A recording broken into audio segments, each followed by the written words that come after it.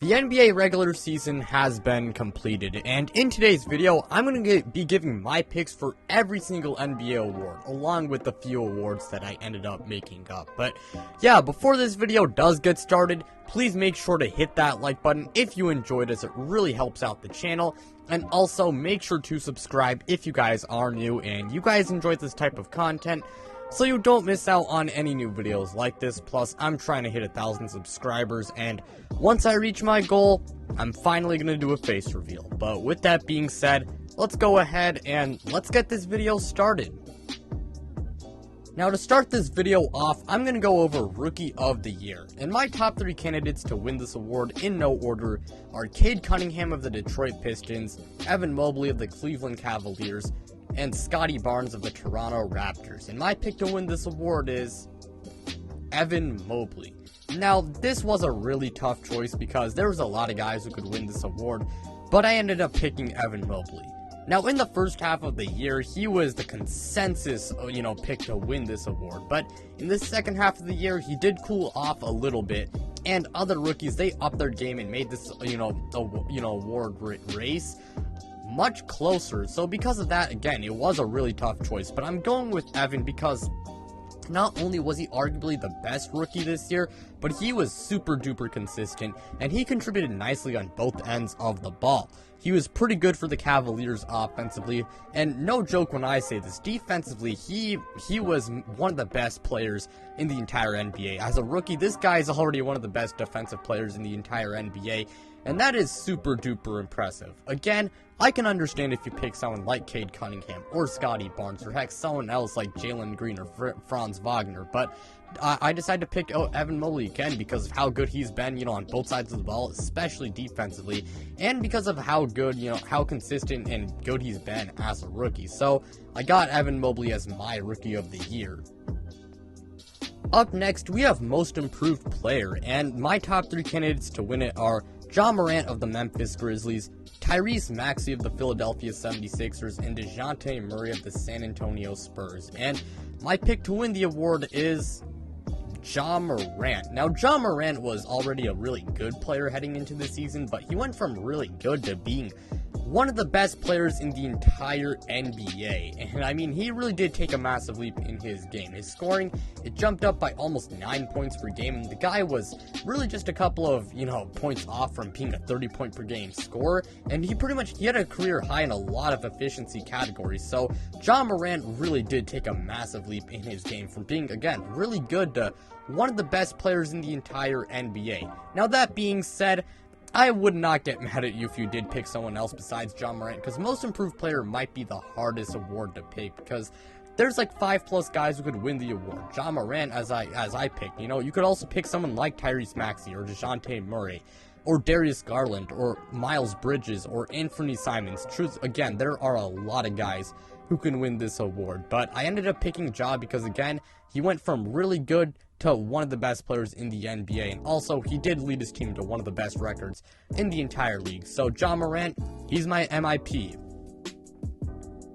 After that, we got Defensive Player of the Year. My top 3 candidates to win this award are Rudy Gobert of the Utah Jazz, Giannis Antetokounmpo of the Milwaukee Bucks, and Marcus Smart of the Boston Celtics. And my pick to win this award, it's Marcus Smart. Now, again, like the other 2 awards, it was really tough picking this award because there are other guys who can't, take home this award.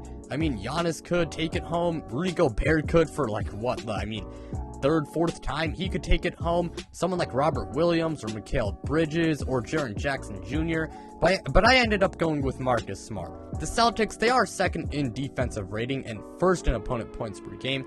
And Marcus Smart, while it is a toss-up between who's engine of that defense, him or Robert Williams, Marcus Smart, there's no denying that he's definitely at least the second biggest engine of that defense. He is one of the best defensive guards in the entire NBA.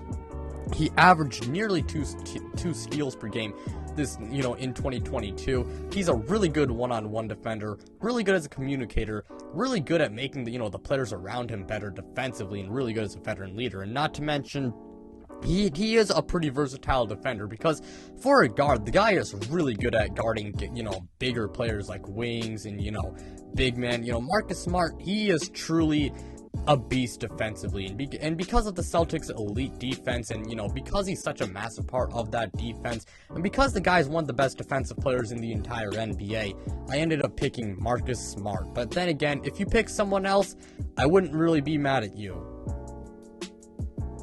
Up next, we have the 6th Man of the Year award, and my top 3 candidates to win this one, it's Tyler Herro of the Miami Heat, Jordan Poole of the Golden State Warriors, and Kevin Love of the Cleveland Cavaliers. And my pick to win this award, it's Tyler Herro. Tyler Herro was fantastic for the Miami Heat this past season, coming off the bench for most of the games, as he averaged 21 points per game on 44, 39, 87 splits. And I chose him over Jordan Poole because, it's this award race, it's really mostly between him and Jordan Poole. I ended up choosing him over Jordan Poole because he had nearly identical splits. And Jordan Poole, he did start a little bit too many games for me to call him a 6th man, so after all, this is 6th Man of the Year, so you kind of gotta be truly the 6th man. You can't start too many games, so because of that, I ended up picking Tyler Herro. But that being said, I can kind of understand if you were to pick Jordan Poole, but I ended up picking Tyler Herro because, again, he played at a very similar level while, starting less games. But that's all I gotta say for this award. After that, we have Coach of the Year, and my top 3 candidates to win this award are Taylor Jenkins of the Memphis Grizzlies, Monty Williams of the Phoenix Suns, and J.B. Bickerstaff of the Cleveland Cavaliers. And my pick to win this award, it's Taylor Jenkins. Now, the Grizzlies, they might have been the league's biggest surprise this past season, and Taylor Jenkins, he has a lot to do with it. This team, it's really not loaded with all-star talent outside of Ja Morant. They got a lot of really good players, but not necessarily all-star caliber players. And despite that, they've still been one of the best teams in the entire NBA, and they really exceeded expectations this year. It should also be noted that Ja Morant, he has missed some games, a good amount of games this year, and in those games, the Memphis Grizzlies still got a winning record. In fact, it's by a lot. The Memphis Grizzlies, they got a great record when Ja Morant is not playing. Now, I will say, a lot of those wins come against pretty bad teams, and that is kind of nitpicky, but still, nonetheless, it's really impressive to win a lot of games without your best player, especially when they have missed a good amount of games. But I wouldn't be mad if you did pick someone else besides Taylor Jenkins, but I got Taylor Jenkins winning this award.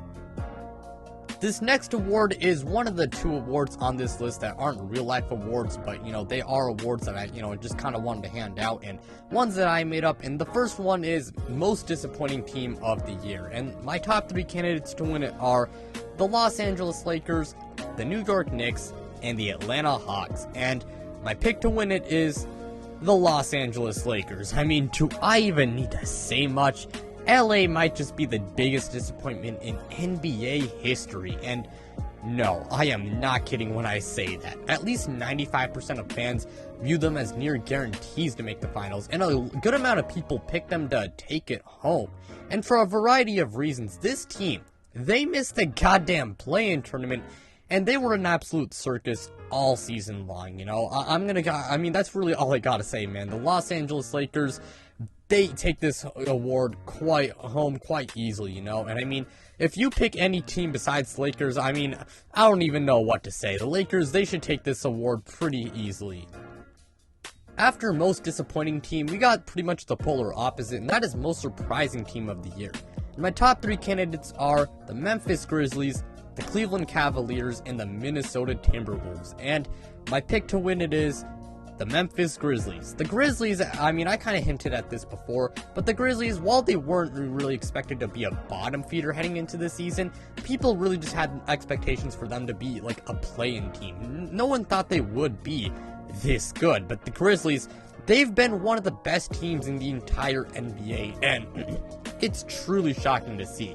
I placed them over Cleveland and Minnesota, largely because Cleveland, they did start to fall off a little bit in the second half of the year, and I mean, injuries, they are a big reason why, but still, they did fall off a little bit in the second half of the year, and there were a good amount of people still, who did think, the Timberwolves would actually be quite solid this year, and also, Minnesota, they just aren't as good as Memphis, and because of that, I ended up picking the Grizzlies.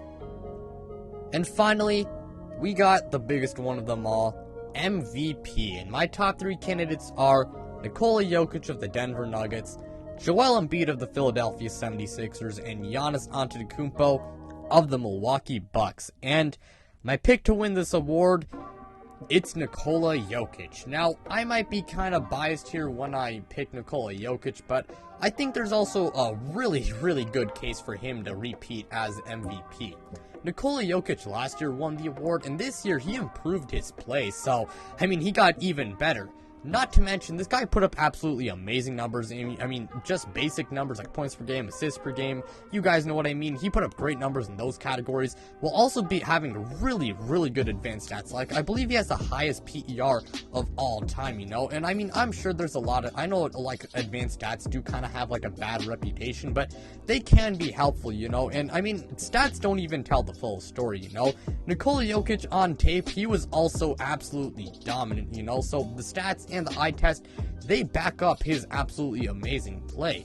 And Nikola Jokic, he led his team, to a top 6 seed in the Western Conference, and a record that's just a little bit worse than the 76ers and the Bucks. And the main thing, the main reason why I have Nikola Jokic as my MVP is the fact that his supporting cast, it was the worst out of all 3 candidates, like, Jamal Murray and Michael Porter Jr., his second and third best players, they hardly, he really missed them most of the year. Jamal Murray hasn't even played a game this season, and Michael Porter Jr., he has hardly played all season long, and Nikola Jokic, he doesn't have a teammate that averages over 15 points per game, and I mean, his second best player, it's Aaron Gordon, and believe me, I love Aaron Gordon as a Nuggets fan, but I mean, if your second best player is Aaron Gordon and you're trying to win a championship, that's not really a good thing. So yeah, I got Nikola Jokic as my MVP, but that'll do it for today's video. Thank you guys so much for watching. It really does mean a lot to me. Again, like, subscribe, do all that stuff, and make sure you guys do check out my social media. The links to, all my social medias, they are in the description below. But without further ado, I'm out, you guys.